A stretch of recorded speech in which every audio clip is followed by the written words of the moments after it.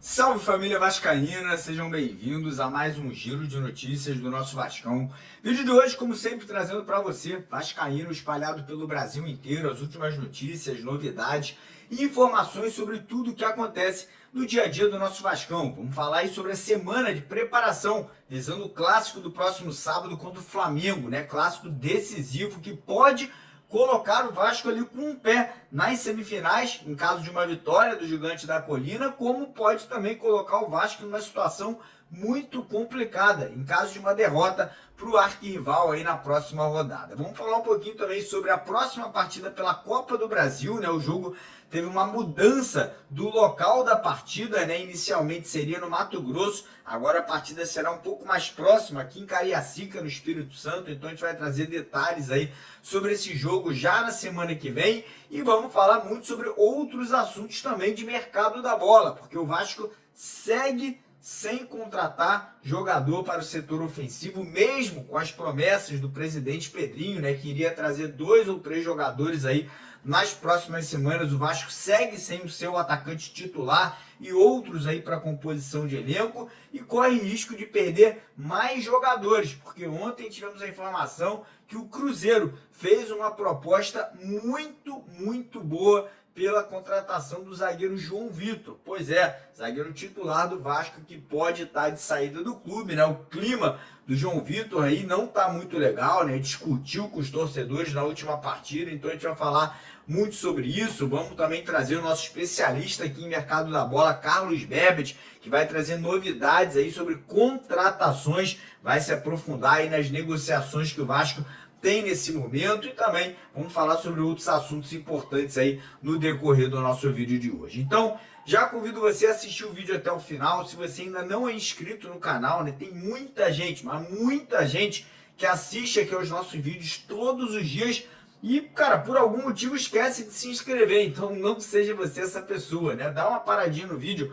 corre lá embaixo, clica naquele botão escrito inscreva-se, vem fazer parte da nossa família e quem puder colaborar, quem puder ajudar a gente aí, não esquece de deixar o like, né, de deixar aquele joinha que é super importante para o crescimento, para a divulgação aqui do nosso trabalho. E lembrando que essa semana a gente está com uma super promoção lá com a Estrela Bet, né? Você que quiser ganhar um uniforme completo de jogo do Vasco, com meião, short, camisa e agasalho, a gente vai estar sorteando 2 uniformes completos na quinta-feira. Então não seja aí, não demole, né? Não fica para trás. Link está no primeiro comentário fixado. Se você fez o seu cadastro, automaticamente você já vai participar do sorteio. E lembrando que todo valor que você depositar no seu primeiro depósito é multiplicado por 2. Então corre lá, primeiro comentário fixado, e tire proveito dessa parceria. Combinado? Fechado? Então bora dar início ao vídeo falando aí sobre a sequência do Vasco, né? O Vasco vai ter aí nas próximas semanas agora, né? Sábado, quarta e depois sábado de novo, 3 jogos, são 3 decisões. 2 clássicos pelo Campeonato Carioca, contra o Flamengo e contra o Botafogo. E no meio do caminho, uma primeira partida de Copa do Brasil, né? O jogo contra o União Rondonópolis. Então primeiro falar sobre esse jogo contra o União Rondonópolis, né, que era quarta-feira que vem, não essa agora, na semana seguinte, né, o jogo é fora de casa, né, inicialmente a partida seria disputada lá no Mato Grosso, né, onde o Rondonópolis cedia suas partidas, porém, ontem o presidente do União do Rondonópolis vendeu o mando de campo para o Espírito Santo, né, e para o Vasco isso vai ser muito bom, tá? Por que eu digo que vai ser muito bom? Primeiro, que a torcida do Vasco em Cariacica é gigante. Então a gente vai jogar em casa, entre aspas, né? Vai ser um jogo como se a gente estivesse jogando ali no nosso estádio, como se fosse um segundo estádio, né? O Vasco já está acostumado a jogar por lá. E segundo, a questão de logística, né? O Vasco não vai ter que viajar para o Mato Grosso, que é mais longe, mais cansativo, né? Obviamente que teria, né, um desgaste maior para o elenco vascaíno. Então, para mim, uma notícia positiva, né? A gente vai ter mais torcida, um campo que a gente já conhece, jogamos lá, inclusive, esse ano, essa temporada, e obviamente teremos também essa questão, né, de não cansar tantos jogadores aí, né, vindo de um clássico contra o Flamengo e já tendo um outro clássico contra o Botafogo, né, alguns dias depois. Mas foco agora é no Campeonato Carioca, né? O foco agora é no próximo jogo contra o Flamengo. O Vasco aí está na terceira colocação do campeonato estadual com 14 pontos, né, conquistados até o momento. A gente tem ali os nossos times que estão atrás do Vasco, que são a Sampaio Corrêa, Nova Iguaçu, Botafogo, Maricá, Madureira e até o Fluminense e ali até o Boa Vista, que é o 10º colocado. Tudo muito embolado, né, cara? O Boa Vista, por exemplo, que é o 10º colocado, tem 10 pontos. Então, se o Vasco empatar ou perder esses dois jogos que a gente tem pela frente e o Boa Vista ganhar as duas partidas, o Vasco pode cair até para a 10ª colocação. Olha que loucura. Sair da zona de classificação e acabar terminando o campeonato ali numa teórica vice-lanterna. Não acredito que vai acontecer, não quero que aconteça, mas sim, existe essa possibilidade. Então, para que isso não venha acontecer, o Vasco tem que focar, tem que trabalhar e tem que mudar muita coisa. Para mim, o principal tem que ser mudado é a atitude dessa equipe. Para mim, uma atitude de um time pequeno. O Vasco está jogando, cara, como se fosse um time de menor expressão do que os adversários, né? O Vasco vem jogando sem organização, sem combate, sem marcar para saída de bola do adversário. Então, eu espero que agora que o Carille vai ter uma semana inteira de preparação, de treinamento, de estudo do adversário, de recuperação muscular de alguns jogadores que vêm sentindo ali alguns desgastes, como Coutinho, Lucas Oliveira, enfim, o próprio Jair e o Paulinho, que isso possa ser aí recuperado para enfrentar o Flamengo aí no próximo sábado. Coutinho, Lucas Oliveira e o Paulinho seguem como dúvidas, né? A gente deve ter aí uma certeza maior se esses três jogadores serão utilizados mais próximos ali de quinta ou sexta-feira, mas a tendência é que sim, todos estejam liberados para jogarem aí nesse clássico contra o Flamengo. Muita gente querendo saber sobre o Maurício Lemos. Provavelmente o Maurício Lemos segue fora, tá? O Carille deu uma entrevista na última partida falando que ele teve um desconforto muscular. Então a tendência é que ele continue fazendo um trabalho físico, né, junto com o restante do grupo, mas que não venha a ser relacionado para o jogo do próximo sábado. Então agora é isso, né? Se preparar, seguir trabalhando, seguir focado aí, né, na missão que é se classificar para as semifinais e passar de fase na Copa do Brasil. Mudando de assunto agora, vamos falar um pouquinho sobre a situação de Juan Sforza, tá? Que está chamando muita atenção. Por quê? O Vasco recebeu muitas consultas de vários clubes aí espalhados pelo mundo inteiro, Estados Unidos, Emirados Árabes, Europa, México, clubes brasileiros como o Santos, né, fez uma proposta pelo Sforza e o Vasco não negociou o jogador, né? E ontem eu tive a informação que provavelmente o Sforza voltará a ser mais utilizado pelo Carille, e não só o Sforza, tá?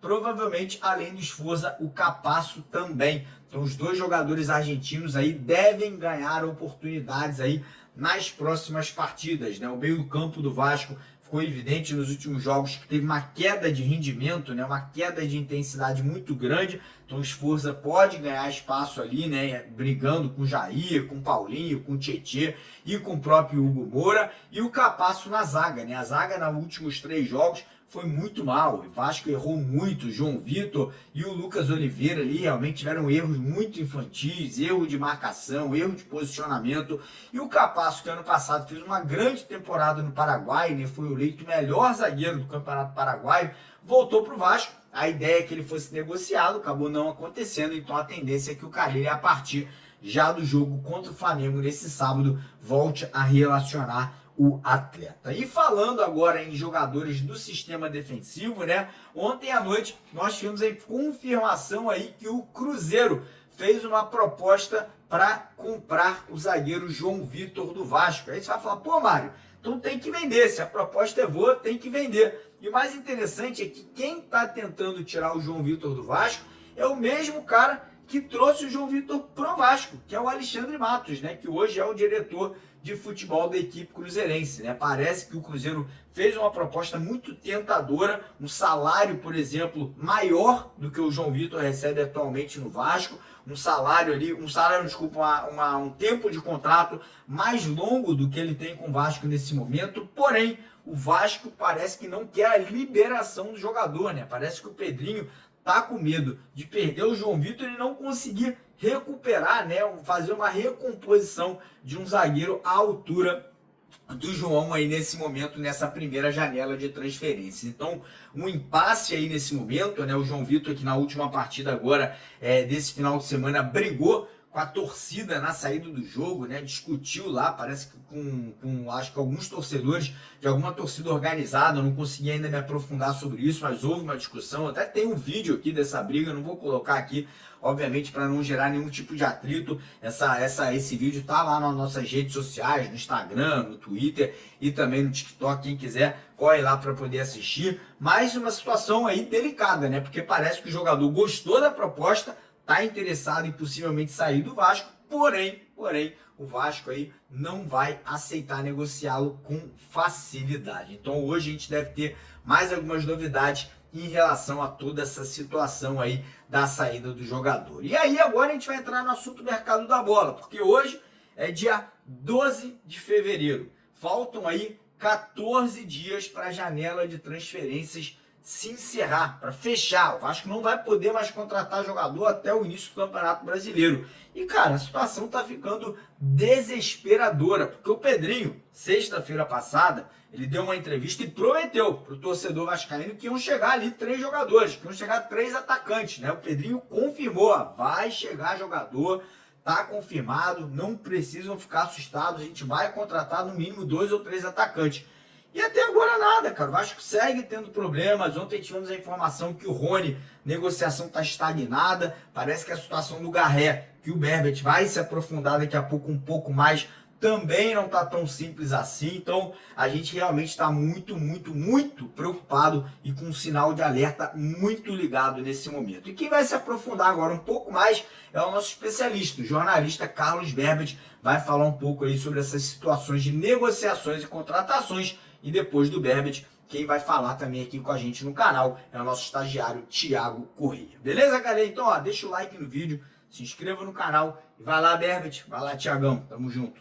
Fala, rapaziada, Carlos Berbet na área, novamente aqui no canal do Mário Coelho, e a minha participação no vídeo de hoje tem como assunto o atacante argentino Benjamin Garré, que atualmente defende o Krylia Sovetov da Rússia. E a informação que nós tivemos acesso é que sim, o Gigante da Colina, ele fez uma oferta de empréstimo pelo jogador, mas diferentemente do que foi veiculado aqui no Brasil, de que o Vasco teria feito uma oferta de empréstimo com uma opção de compra ali de 4 milhões de euros, na verdade, o que foi ventilado, né, transmitido lá na Rússia, é que na verdade foi sim um empréstimo, mas com uma opção de compra ali de 3,5 milhões de euros, aproximadamente 21 milhões de reais na cotação atual. O Krylia, ele até concorda, aceita negociar por empréstimo o Benjamin Garré, mas na verdade ele não quer um empréstimo com opção de compra e sim obrigação de compra ao final de empréstimo por volta ali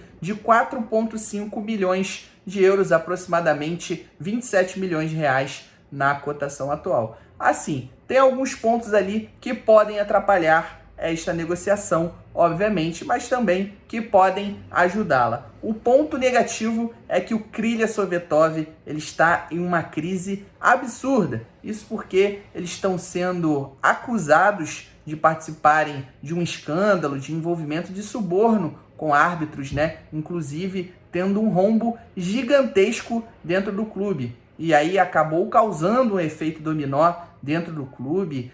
Por exemplo, o diretor de futebol deixou, né, o comando há pouco mais de 3 meses. Eu conversei com esse dirigente, no caso, eu já tinha um contato dele. O Vasco já teve interesse no Garré em outra janela de transferência, se eu não me engano, mais de uma tentou, né, o que vem sendo ali um padrão do Vasco nessa janela, voltar a retomar a conversa, né, as conversas, os interesses, na verdade, em jogadores que já tentou em outras oportunidades. Dessa vez eu consegui falar com este dirigente, mas ele me disse que acabou deixando, né? Foi até antes de eu saber essa informação. Ele me disse, olha, eu saí do clube já há 3 meses, abandonei, né? Saí ali do cargo. Então, exatamente por conta desse escândalo, ele acabou deixando ali, acabou se desligando do Krylia Sovetov. Além disso, não tem ninguém dentro do clube ali específico que possa tratar sobre transferências, até mesmo por conta da saída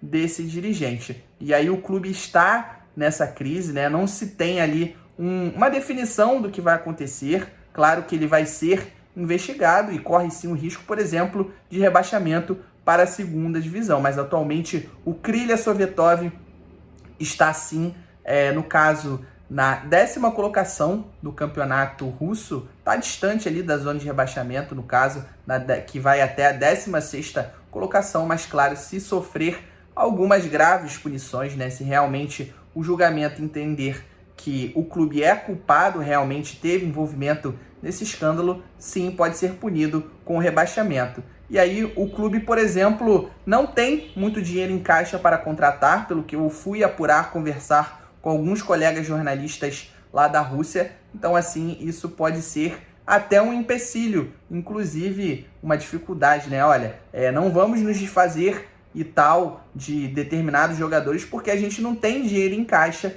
para contratar um substituto. Mas, ao mesmo tempo, por essa questão de pouco dinheiro, pode sim ser uma urgência, uma necessidade ali de negociar um jogador para dar ali, podemos dizer, um alívio, né? Um respiro na situação financeira do clube. O fato é que as duas partes seguem negociando, mas tem um ponto ali de preocupação com relação ao Benjamin Garré, que é um grande histórico de lesões nas últimas temporadas. Ele ficou um tempo fora em 2018, 2020, 2021, 2022, 2023 e também no ano passado. O único ano que ele realmente não teve ali problemas de lesões frequentes foi em 2019, né? No caso que ele não ficou tanto tempo sem atuar por conta de algum problema, seja uma contusão sem especificidade, né?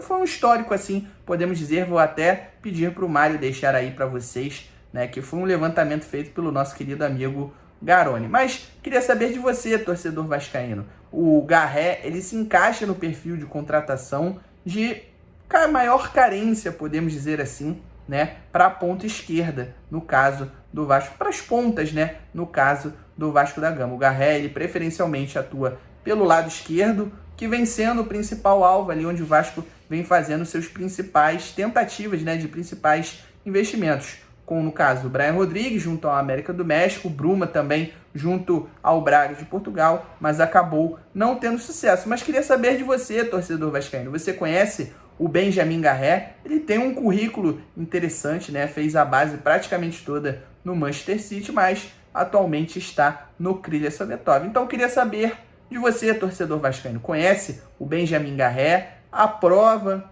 Não conhece muito? Não vê, assim, muita empolgação na chegada do jogador? Deixa aí nos comentários que eu quero saber a opinião de vocês sobre a possível chegada do Benjamin Garré. Lembrando que a janela de transferências no Brasil fecha no dia 28 de fevereiro. Então, o Vasco tem que correr contra o tempo. Então é isso, rapaziada. Até a próxima e tamo junto.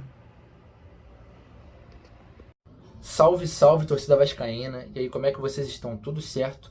Aqui é o Thiago e eu vim comentar um pouquinho, cara, fazer uma repercussão rápida aí desse empate entre Vasco e Sampaio Corrêa em 0-0, pobre de ideias, pobre de técnica, pobre de tudo, tá? Nesse pobre campeonato carioca, porque assim, a situação tá muito feia, tá apertando, o calendário tá difícil, o Vasco vai enfrentar o Flamengo, daí vem União Rondonópolis, que em caso de empate é pênalti, você já sabe muito bem. E do jeito que o Vasco está jogando, a chance é grande de ter um empate. E Botafogo logo depois. E posteriormente pode ser uma segunda fase de Copa do Brasil.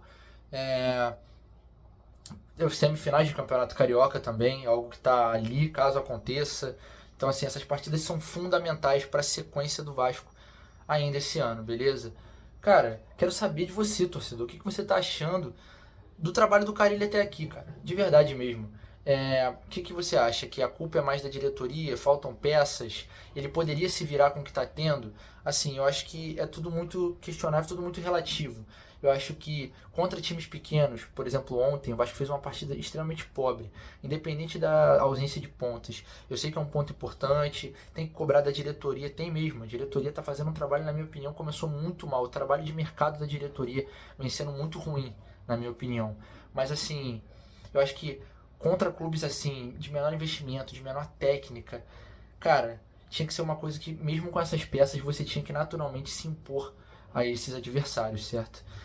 Então, assim, o Carille está tentando um futebol propositivo que não tem, nunca foi a ideia do Carille, nunca foi o principal ativo do Carille, um jogo propositivo, um jogo para frente, ter a bola.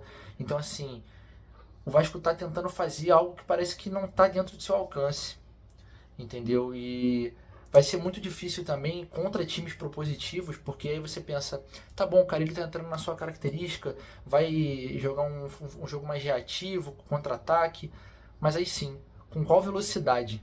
Vai ter que ser muito criativo nesse tipo de reatividade, certo? Porque você não tem aquele jogador, aquele escape, você não tem a válvula de escape, certo? Você tem o Verratti que prende bola lá na frente, mas também volta muito para marcar. Você tem um Coutinho que deve voltar contra o Flamengo, mas que não tem essa velocidade toda mais. O Alex Teixeira, cara, não tem mais essa velocidade toda. Enfim, eu posso citar inúmeros jogadores aqui que não vão ter essa característica. Enfim, torcedor, a gente já falou muito sobre o Carille também ontem no pós-jogo. Explicitamos muito nossa opinião, informações. Então, assim, eu quero saber de você, torcedor. Eu quero saber de você que de repente não viu o pós-jogo ontem, ficou muito tarde. Cara, comenta aqui no vídeo. O que você está achando do trabalho do Carille até agora? Porque, assim, a gente já falou do Carille, acabei de falar do Carille, mas também tem a questão da diretoria, cara. O Vasco é um time extremamente fraco no mercado de transferências.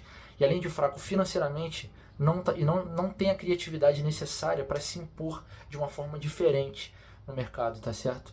Agora, o Marcelo Santana vendeu o GB na Turquia e aparentemente ele ia preencher ali alguns países que o Vasco tinha negociações com jogadores, como Garré, Lodi Augusto. Só que, cara, deu esse imbróglio todo com o GB, que aparentemente foi constatada uma lesão no joelho do atleta, onde o Fenerbahçe viu que era melhor uma intervenção cirúrgica. E segundo o Vasco, eles não viram essa necessidade, por isso eles prosseguiram com a negociação. O que é muito esquisito, cara. Eu acho uma atitude muito complicada de um clube profissional. Entendo que possa ter havido essa divergência, mas assim, cara, é uma questão muito delicada você tentar negociar um jogador que tem uma lesão delicada como essa. Lesão de joelho é uma coisa muito delicada. Ele já teve, né, o LCA rompido do joelho esquerdo, e ter problema no direito é algo muito agravante, entendeu? Então, assim, muito se questionou sobre o valor do GB, talvez tenha sido isso. Enfim, aí também é o campo da especulação, mas é muito complicado você ver o caminho que a diretoria está levando a gente e pensar em melhora. Enfim, cara, a gente cobra, a gente fala do Pedrinho, a torcida tem que cobrar, cara, esse é o papel da torcida, a situação não é boa, o Vasco não vem bem, e a torcida cobra, porque a gente sabe que o Pedrinho entende o que é ser Vasco, o que é vestir a camisa do Vasco, o que é ser um vascaíno na arquibancada, pedindo para que as coisas melhorem há 20 anos, gente. Então, assim, cara, a gente não tá fazendo de sacanagem ou só pra atazanar a vida dos outros. É porque, cara, isso faz parte de muita gente, faz parte do sentimento de muita gente. Ontem, no pós-jogo, o Edu, cara, ele desabafou mesmo, assim, foi um desabafo sincero que deve ter... Eu vi muita gente falando assim, cara, é isso aí, cara, o Edu falou tudo, ele falou tudo que eu penso, então a gente se entende muito e sabe que o Pedrinho também entende.